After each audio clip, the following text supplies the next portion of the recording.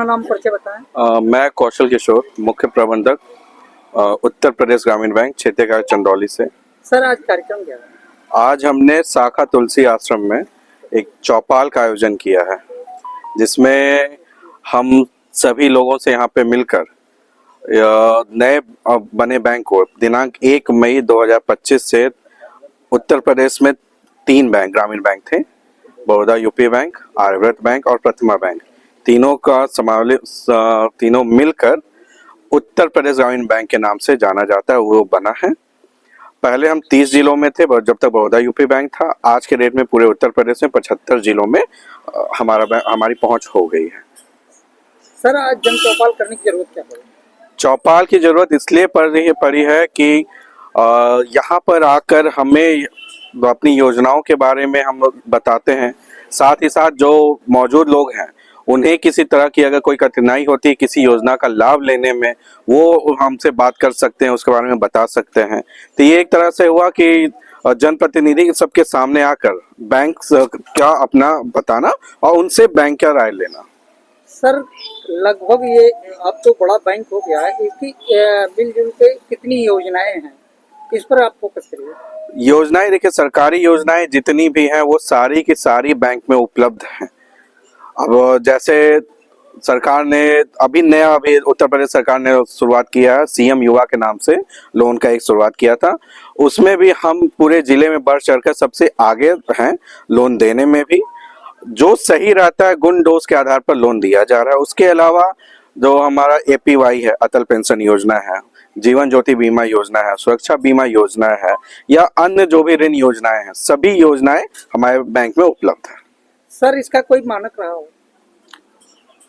कोई लोन लेने का मानक भी तो होगा। मानक है, सिविल के बेसिस पे हम लोग देखते हैं कि जो भी ले रहा हो, अगर उसने पहले कभी लोन लिया है तो उसने डिफॉल्ट नहीं किया हो, समय पे उसने बैंक का पैसा दिया हो, तो उसके लोन को लिमिट भी हम बढ़ा सकते हैं।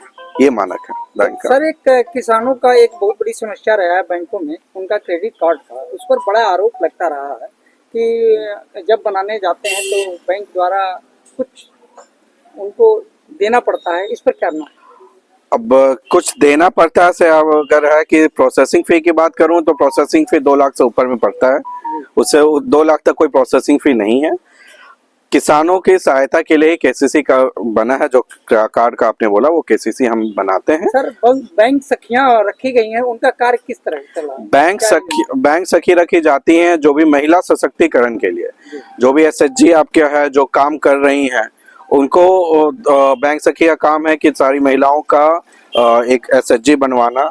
वो जो भी काम कर रही हैं, अगर उन्हें किसी प्रकार की सहायता की जरूरत है, वित्तीय सहायता की जरूरत है, तो उसके लिए बैंक से उनको ऋण भी उपलब्ध करवाया जाता है। सर एक क्वेश्चन और है जी सर, जैसे हमारा बैंकों में किसानों का खाता रहता है, उनका एक्सीडेंट हो जाता है और उनको बहुत ऐसे किसान है जिनको नहीं पता होता कि हमारा खाता है, लेकिन उस पर बीमा रहता है, उसको कैसे लेना पड़ता है? बीमा की राशि अगर होती है तो वो खाते से जरूर कटती होती है।